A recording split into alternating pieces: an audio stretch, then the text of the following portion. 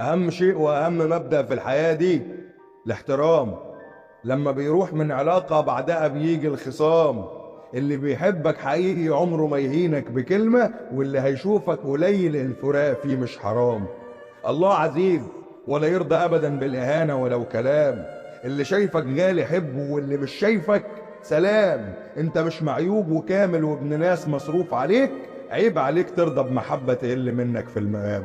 وتاني حاجة الحب بس مش كفاية بدون تفاهم. ناس كتير حبوا بقلوبهم بس جه الحب وأذاهم. المودة شيء ضروري لأي حاجة عشان تكمل، والحنين حبه رايق واللي جنبه يموت فداهم. لما تختار حد دايما بص على طبعه في خصامه، هتلاقيه بيشتم ويمشي ولا هتلاقي احترامه. اللي قلبه جميل بيزعل بس عمره ما ينسى عشرة، بتلاقيه في خلافه طيب وتلاقيه حلو في غرامه. كلنا بيجيلنا فترة نحس بالخوف من الحياة، كلنا بنحتاج لحد نكون بنطمن معاه. كلنا بنضعف ونتعب واللي جنبك هو ناسك، لو ما كانش معاك بقلبه يبقى موجود ليه بلاه. وانت بتنقي بقى ركز وامسك العقل وتخيل ان ده اللي هتبقى جنبه وهو اعظم انجازاتك. هو اهلك، هو ناسك، هو ده اللي شريك حياتك. ده اللي لما العمر يجري والجمال والمال يروح هتلاقيه جايب الدواء وجاي لك يقول لك خد ده فاتك. اوعى تغريك المظاهر او تركز في اللي بره. الحياة ملهاش اعادة عشان تنوع، هي مرة. واللي ماشي معاك طريقك يا يواسيك يا يهد فيك، ويعني مش محتاج اقول لك ان طعم الهدى مر. احلى حاجة وفرحة حلوة لما تكبر وانت راضي، وانت حاسس ان عمرك فيه حاجات وما راحش فاضي، وانت قاعد مع شريكك ساعة العصرية تحكوا قد ايه كان بينكوا حب وقد ايه كان بينكوا ماضي.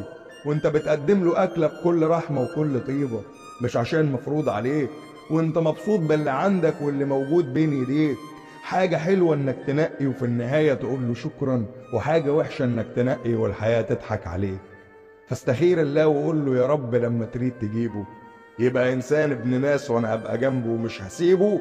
وان كان معاك فعلا يا بختك خلي بالك منه دايما، اصل مش سهل النهارده تشوف حبيب راضي بحبيبه. وعجبي كبرت كتير عن امبارح وبقى عندي سلام نفسي، بسيب الحاجة بظروفها وما يشغلنيش سوى نفسي.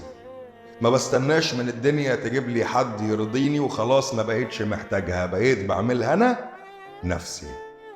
فدايا كل شيء فايت ويتعوض بأمر الله، وكل الحب والتقدير لأي حبيب ظلمنا معاه مسامحينك. وحد الله ما بيننا وبين ايديك تاني، وروح ربك يسهل لك، ولو على الجرح فهننساه هيرضينا بحق الليل وحق